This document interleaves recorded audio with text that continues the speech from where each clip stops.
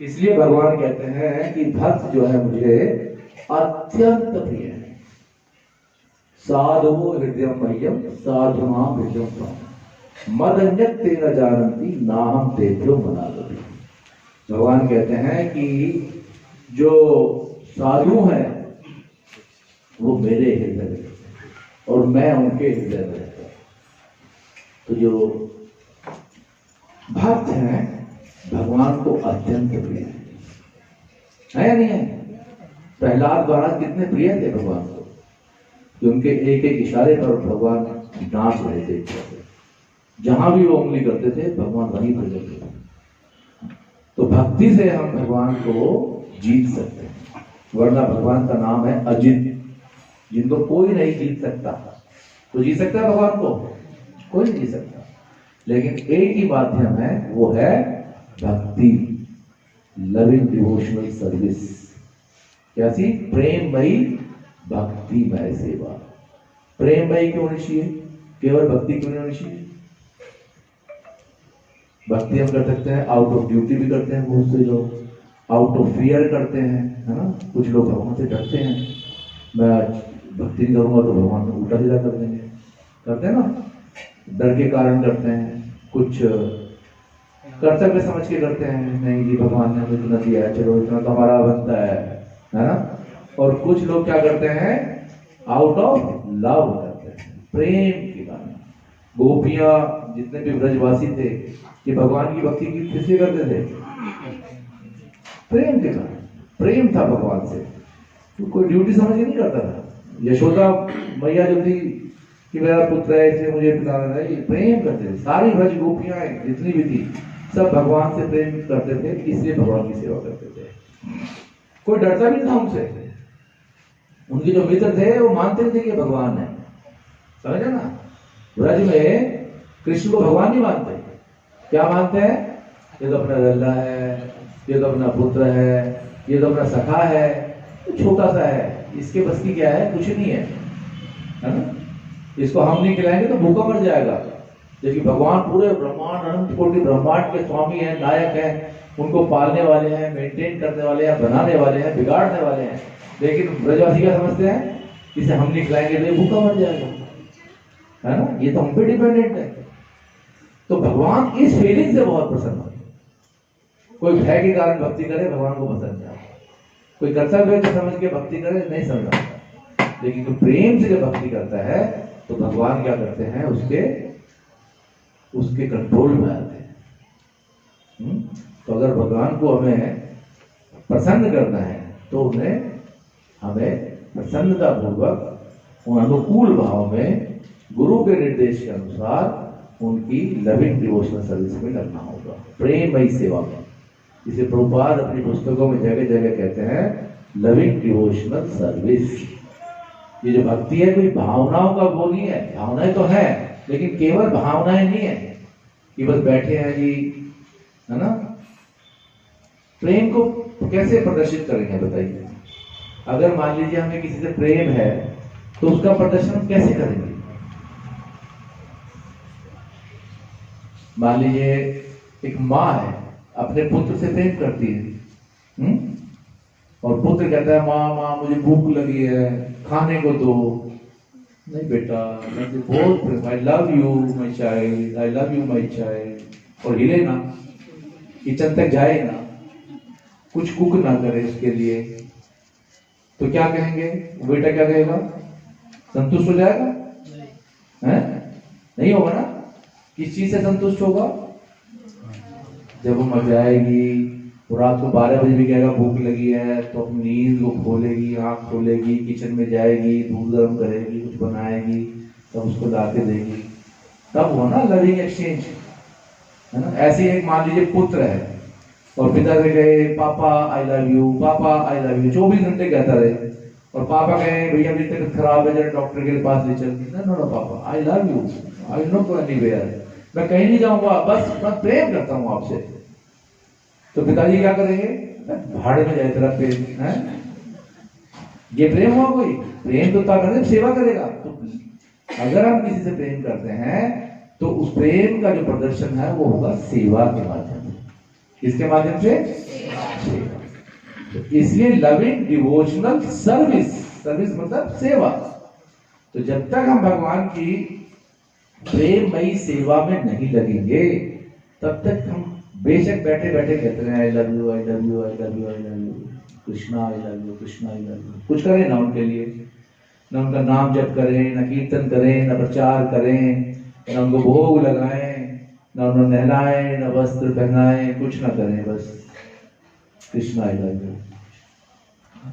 तो ये भगवान कहेंगे मूर्ख बना रहा है, मूर्ख बना रहा है। तो इसलिए प्रभुपाद ने भक्ति को कहा है लविंग डिवोशनल सर्विस, भक्ति में प्रेममयी भक्ति में सेवा।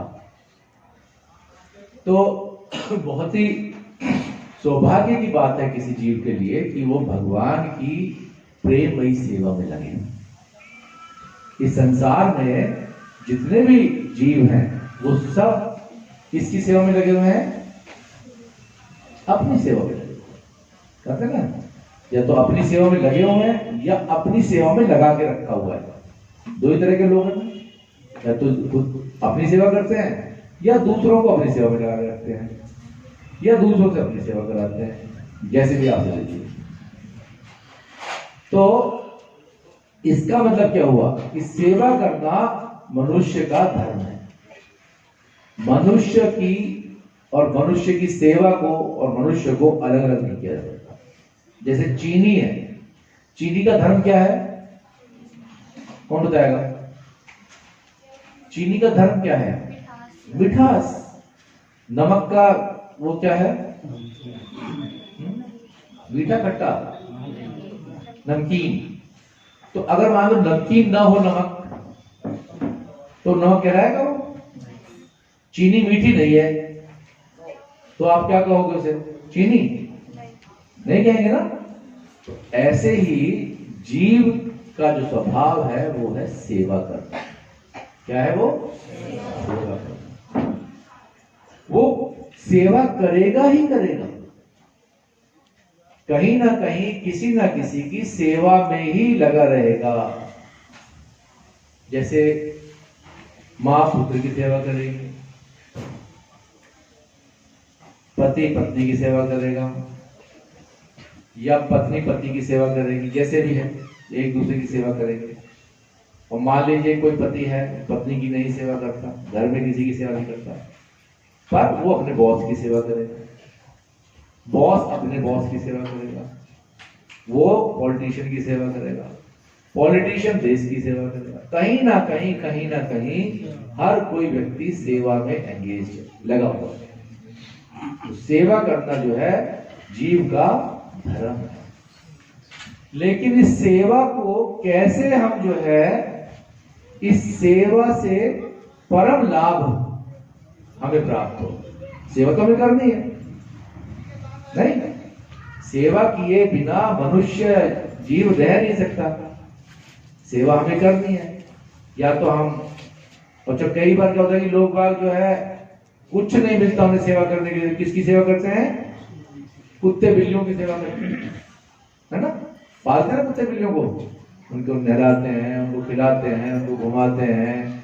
खुद चाहे अब ये पता नहीं चलता कौन किसको घुमा रहा है, क्योंकि कुत्ता आगे आगे रहता है और मालिक को बेल पकड़े पीछे पीछे रहता है। पता लगता है कौन किसको घुमा रहा है, ऐसा लगता है कुत्ता उसको घुमा रहा है। आपने देखा कभी? ऐसे नहीं होता कि आप बेल पकड़े हुए हैं और कुत्ता आपके पीछे चल रहा है, नहीं, वो हमेशा आप ऐसे पकड़े रखोगे, वो आगे भागता है। देखा है? कभी भी देखना, जो जितने भी कुत्ता पालने वाले हैं वो सब जब चलेंगे तो कुत्ता आगे आगे रहेगा और मालिक पीछे पीछे रहेगा। तो ऐसा लगता है कि कुत्ता जो है आदमी को घुमा रहा है। तो जब कोई जीव नहीं मिलता, कोई ऐसा व्यक्ति नहीं मिलता, तो फिर हम कुत्ते बिल्लियों की सेवा करते हैं। और विदेशों में तो क्या है कि इतना ये कल्चर है कि लंबी लंबी गाड़ियों में बैठ के कुत्ते बिल्ली अपने पार्लर जाते हैं, पार्लर में तैयार होते हैं। दुबई में, यूके में, अमेरिका में बहुत इनके ब्यूटी पार्लर मिलेंगे, नई नई तरह के डिजाइन बनाते हैं और एक अलग ही कल्चर है। क्योंकि उनको वो सब इंसानों से जब धोखा मिल जाता है तो फिर वो क्या किस पे भरोसा करते हैं? कुत्ते पे, क्योंकि ये कम से कम धोखा नहीं देगा, है ना? कई बार तो लोग ऐसे होते हैं कि कुत्ते बिल्लियों को भी नहीं जी, हमें तो लिविंग चीजों से प्रेम करना ही नहीं है, इनकी सेवा करनी। हम तो करेंगे निर्जीव चीजों से, बिल्डिंग से करना है। बाहर की कल्चर है कि किसी बिल्डिंग से जो है शादी भी करनी है। सुना आपको? हैरानी हो रही होगी, है बिल्डिंग से शादी करनी। ये बिल्डिंग तो धोखा देगी नहीं बिल्कुल। तो कहने का अर्थ यह है कि हमें कोई ना कोई व्यक्ति, जीव चाहिए जिसकी हम सेवा करते हैं। तो जब हम सांसारिक लोगों की सेवा करते हैं तो हमें क्या फायदे हैं बताइए, और क्या नुकसान है?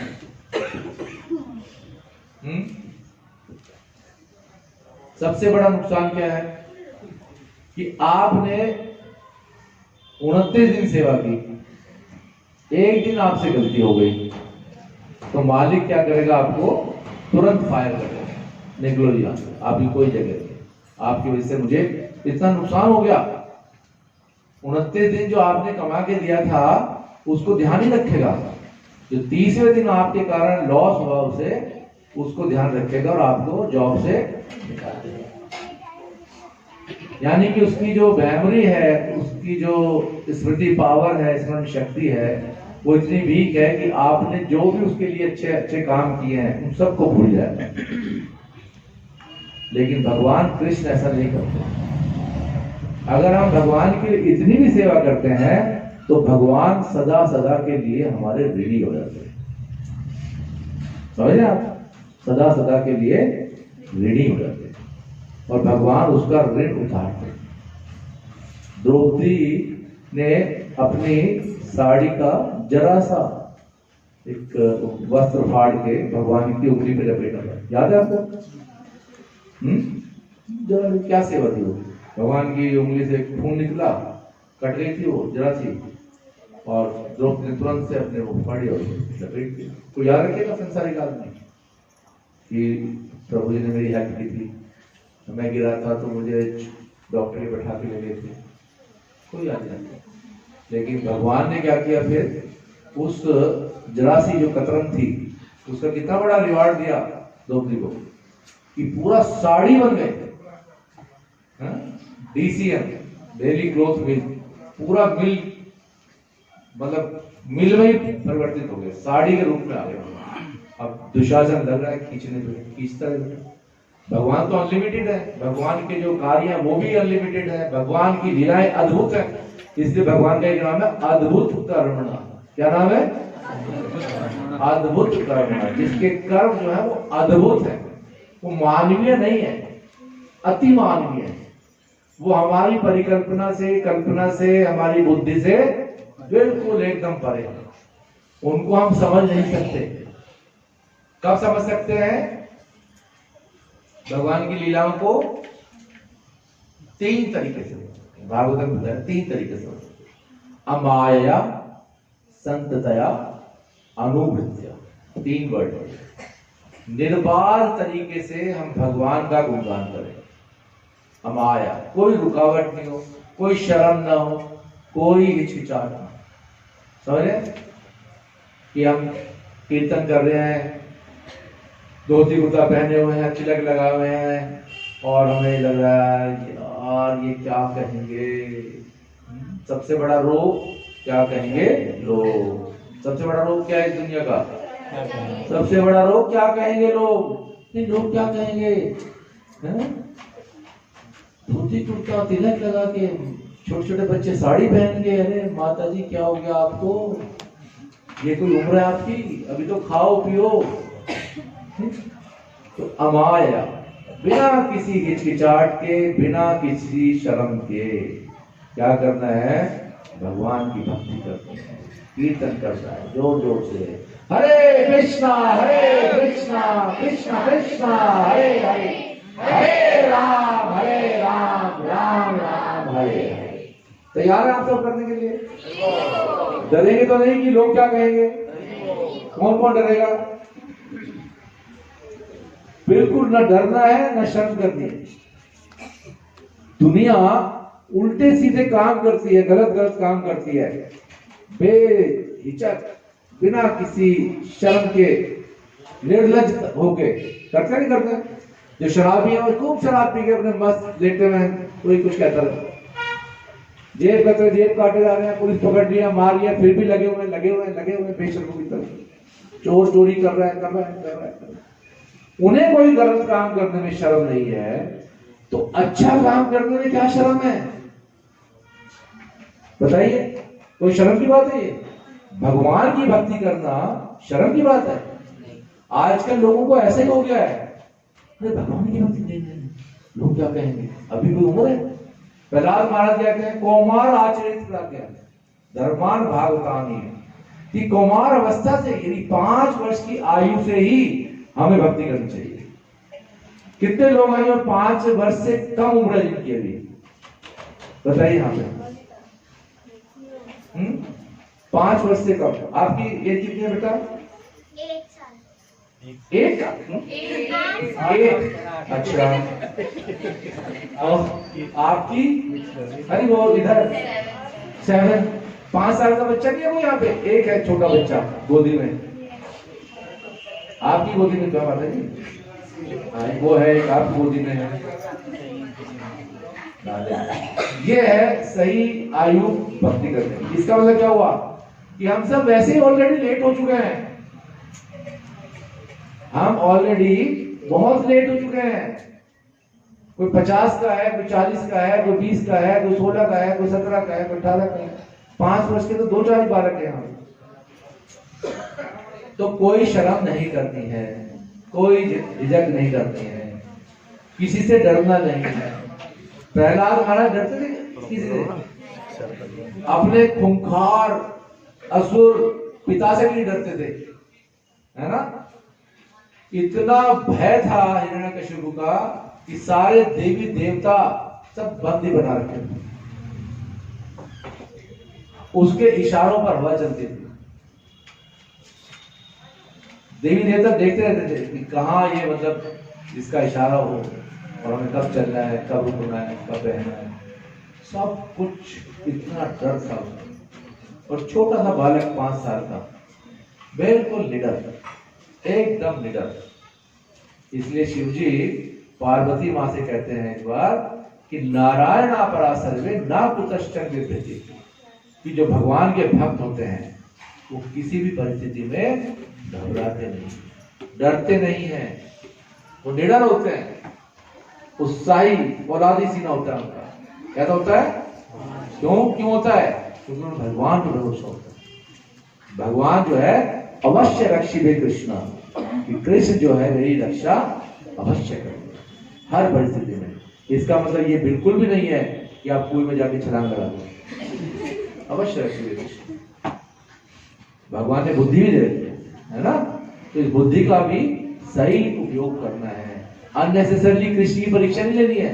देखो परीक्षा में अब आग में कूदूंगा, अब प्रहलाद मान के मैं भी बच जाऊंगा, नहीं। लेकिन भगवान पर विश्वास रखना है कि मैं अनुकूल भाव से भगवान की सेवा करूंगा तो भगवान मेरे जीवन में सब कुछ सही रखेंगे। ठीक है।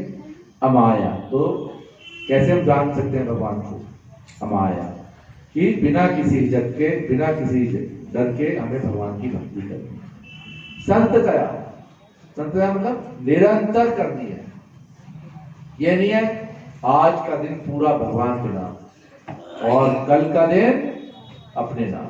कल संडे आराम से उठूंगा, आराम से अपना, है ना, हैंग आउट करेंगे, लेट नाइट घूमेंगे फिरेंगे, फिर मंडे से फिर भक्ति करेंगे।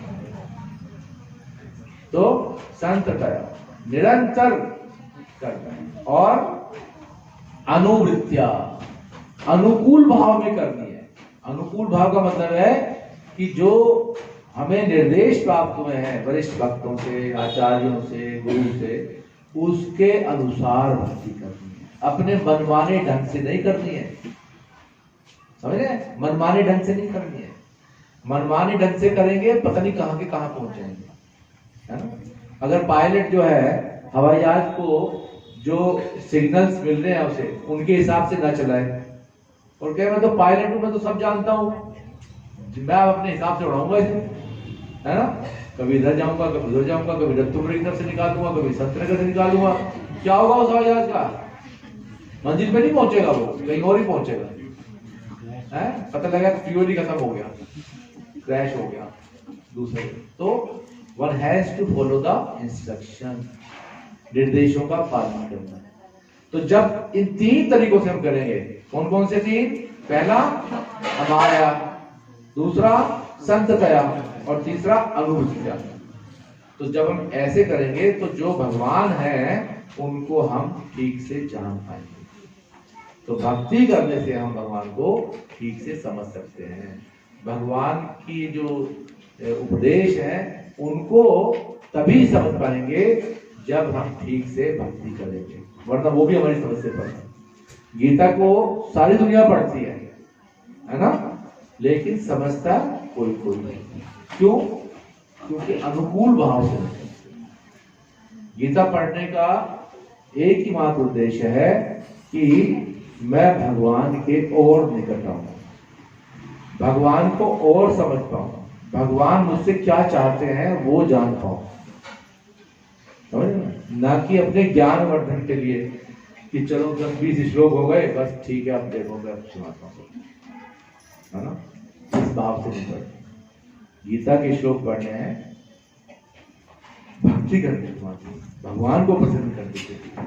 तो जब हम ऐसा करेंगे तो फिर भगवान जो है हमसे पसंद होंगे और तब हमें पूरी कृपा मिलेगी। ठीक है, तो आप सब तैयार हैं भगवान को जानने के लिए, भगवान की भक्ति करने के लिए? भक्ति का मतलब क्या है? सर्विस, सेवा, सेवा करनी है भगवान की, है ना। बैठे नहीं रहना है बस, खाली कुछ ना कुछ कार्य करना है। कभी हमें जप करना है, कभी कीर्तन करना है, अपनी पढ़ाई भी करनी है। जो बच्चे हैं, ऐसा नहीं है कि पढ़ाई लिखाई छोड़ो और चलो जी बस, छोड़ो घर बार चलो हरिद्वार, वो नहीं है। घर में रहते हुए ही घर को क्या बनाना है? हरिद्वार बनाना है, समझे? हरि का द्वार, जहां घर में हरि को लाना है। तो जब घर में हरि होंगे तो आपका जो द्वार है, दरवाजा क्या बन जाएगा? बनेगा नहीं बनेगा? बन जाएगा। तो किस किस को घर हरिद्वार बनाना है? पर आप एक ध्यान रखना, जब हरिद्वार बन जाएगा तो साधु संत खूब आएंगे। तो ये मत कहना नहीं अब जो दरवाजे बंद है अब हम सेवा नहीं कर सकते। आप बताइए कौन कितने थोड़े कम आओ तो ठीक है। तो अब अपने घर को क्या बनाना है? हरिद्वार, हरि का द्वार बनाना है। तो यानी कि घर में हरि होंगे। घर में हरि कब होंगे? जब हम भगवान का कीर्तन करेंगे। हरे कृष्णा कृष्ण कृष्ण हरे हरे, हरे राम राम राम हरे हरे। तो घर में जब भगवान का कीर्तन करेंगे, जप करेंगे, भगवान को भोग लगाएंगे, भगवान की भक्ति करेंगे, भगवान के भक्तों को अपने घर में बुलाएंगे, प्रसाद खिलाएंगे, तो तब हमारा घर क्या बनेगा? हरिद्वार। तो तब हमें छोड़ना नहीं पड़ेगा घर बार, यही है हरिद्वार। ठीक है, तैयार है आप सब? हरिद्वार। तो किसी का कोई प्रश्न नहीं है, कोई जिज्ञासा, कोई पूछना चाहता है? ठीक है, तो एक जानकारी है कि 31 तारीख को दिसंबर को संडे का ऑफिस प्रोग्राम नहीं होगा। ठीक, उसके बाद जो है 7 तारीख को होगा। अभी नेक्स्ट होगा 24 तारीख को, 31 को नहीं होगा। पहले से मैं एडवांस में आपको बताऊँ। ठीक, चलिए ठीक है। जगत गुरु श्री प्रभुपाद की जय। और कभी आप संडे लविश, हाँ लविश प्रोग्राम उसमें नहीं है, ग्रुप में नहीं है। वो अपने नंबर किसको